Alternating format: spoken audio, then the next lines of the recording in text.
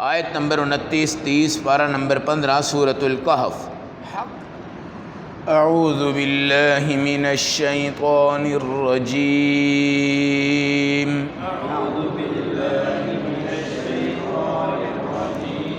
बिस्मिल्लाहिर रहमानिर रहीम।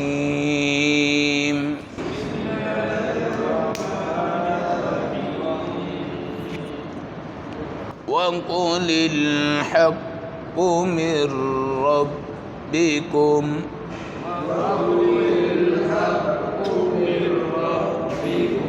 फमन शाअ फल्युमिन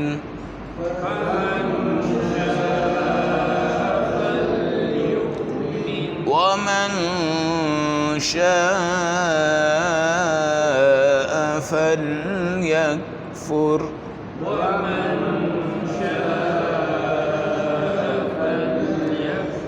इन्ना अअतदना लिज़्ज़ालिमीन नारन अहात बिहिम सुरादिकुहा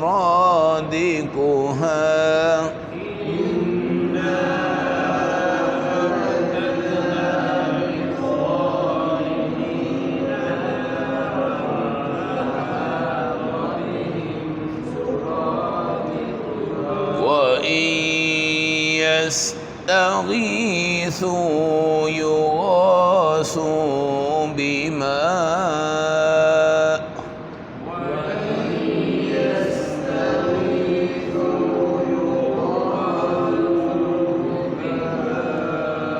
कल्मुहलि यश्विल वजूह बि'सश्शराब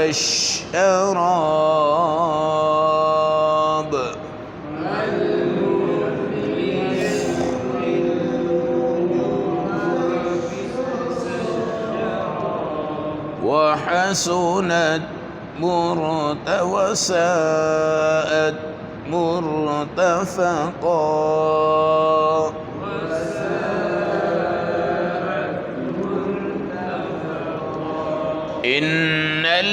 इन्नल्लज़ीना आमनू वअमिलुस्सालिहात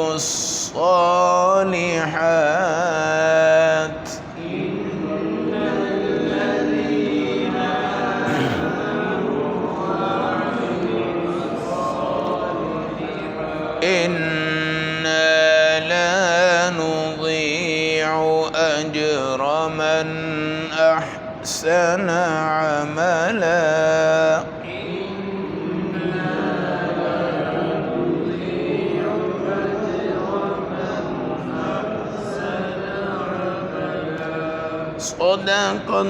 सदक़ल्लाहुल अज़ीम।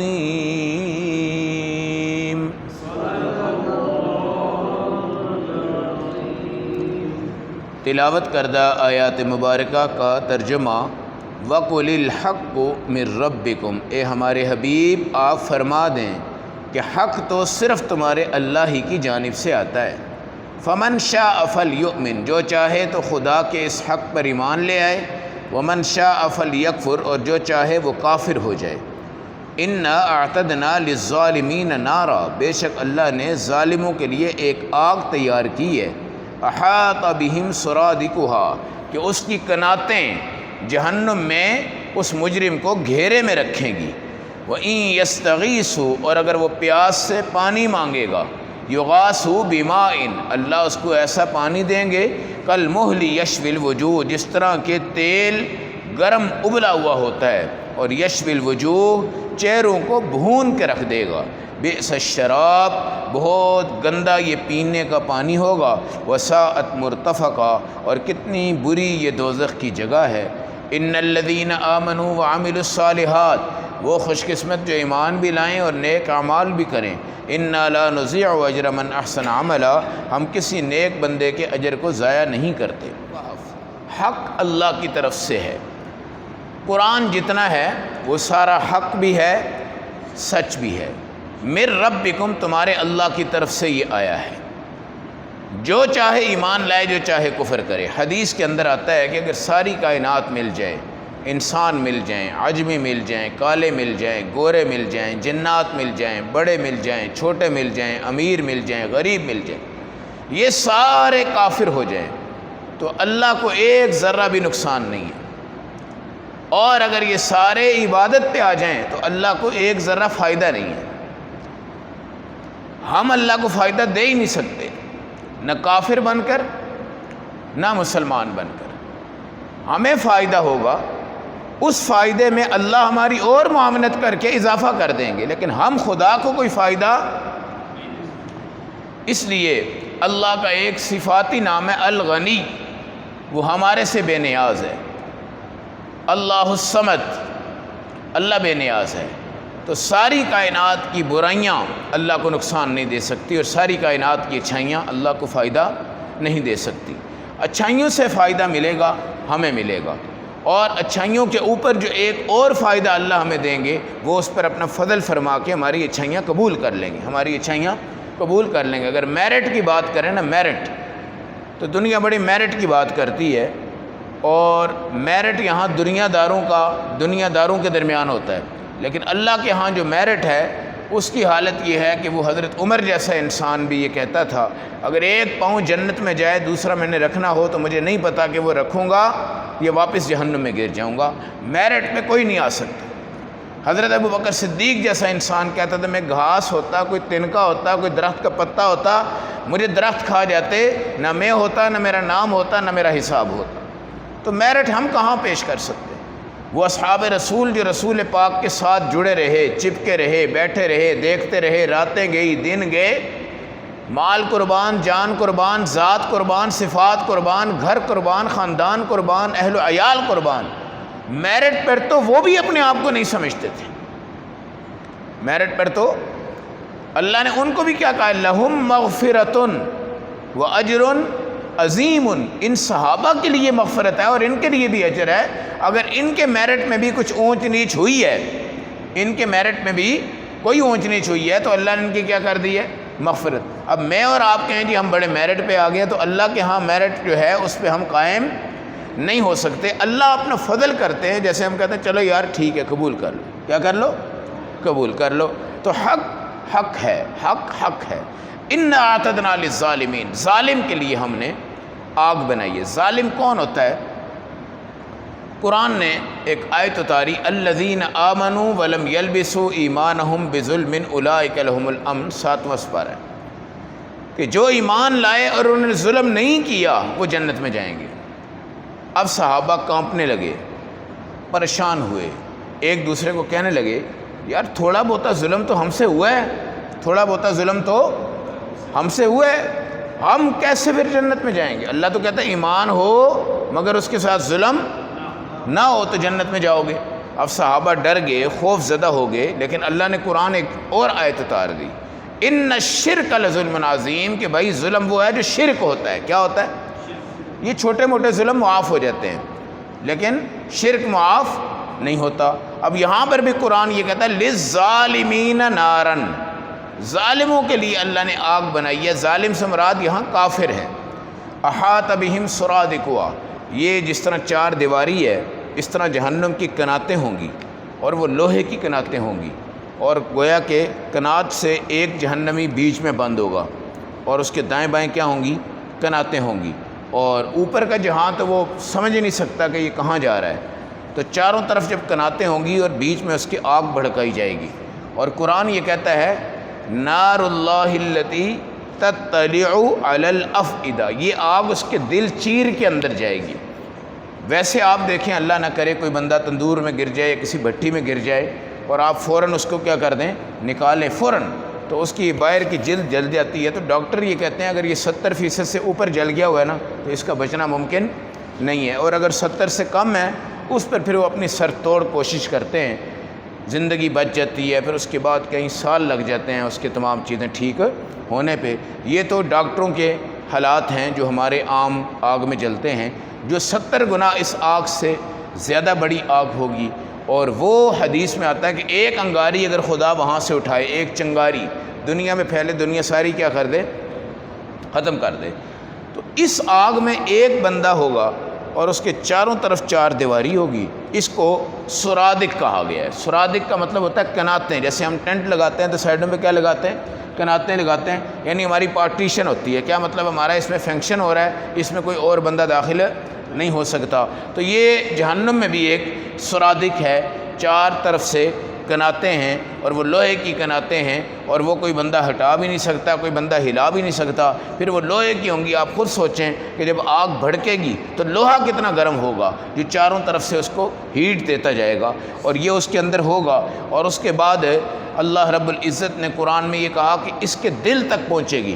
اب میں بتا رہا ہوں، بظاہر تو ہماری یہ باہر کی جو جلد ہے، اس کو بھی اگر آگ جلا دیتی ہے تو ہم مر جاتے ہیں، لیکن جو آگ دل تک پہنچ جائے گی، بندہ مرے گا وہاں نہیں، کیونکہ موت وہاں نہیں ہے، موت وہاں نہیں ہے، موت وہاں نہیں ہے۔ نہ جنتی کی موت ہے، نہ جہنمی کی موت ہے، نہ موت جنتی کی آئے گی، نہ ہی موت جہنمی۔ موت کو ایک مینڈے کی شکل میں لا کے سینٹر میں ذبح کر دیا جائے گا، موت کا نام ہی مٹ جائے گا، موت کا نام بھی مٹ جائے گا۔ اب یہ چاہے گا کہ میں مر جاؤں، چاہے گا میں مر جاؤں۔ پھر قرآن نے دیگر آیات میں کہا ہے بدلناہم جلودا غیرہا، ایک کھال جلے گی تو دوسری لگ جائے گی، وہ جلے گی تو تیسری لگ جائے گی، وہ جلے گی تو چوتھی لگ جائے گی، وہ جلے گی تو پانچویں لگ جائے گی۔